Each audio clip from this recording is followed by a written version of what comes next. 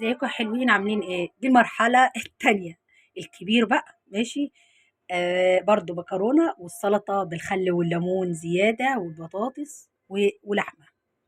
كل واحد حاجة، كل واحد لازم نراضيهم على هواهم وعلى مزاجهم اللي يعني هنعمل ايه؟ هم عيالنا بقى، عيالنا ولازم نظبط ونربط ونعمل لهم اللي هم عايزينه. ولسه جاي دور البنات بقى عايزين كبدة. يعني متاهة بصراحة، بس على قلبنا زي العسل، صح كده؟ ان انت تعملي لكل واحد لوحده دي تكة، وان انت تظبطي وترطبي وتوفري عندك مثلا حاجه زي حته فاضله تشيليها المره تانية. صبعين كفته لازم تتعلمي كده.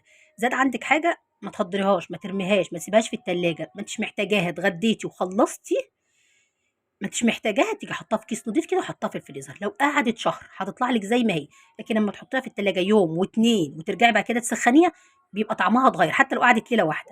عارفه بالذات الفراخ تخلصي وتبقى منك حاجه تشيليها على طول، والله العظيم بسخنها بتطلع زي ما هي بالظبط. انا أهو، دي كنت شايلاها نفعت النهارده. الكفته بتاعت الولد تاني كنت شايلاها نفعت برضو النهارده. جنب حاجات عندك، جنب طبعا البطاطس في البيت على طول، السلطه في البيت على طول. عندك بقى شويه مكرونه، عندك شويه رز، عندك عيش. يعني كده لازم ندبر ونظبط ونوفر عشان نقدر نتقاوم مع المعيشه.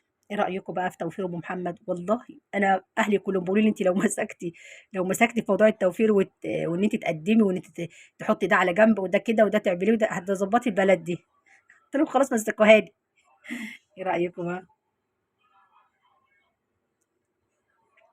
يلا نتضايروا بقى على دور البنات. اعمل لكم احلى كبده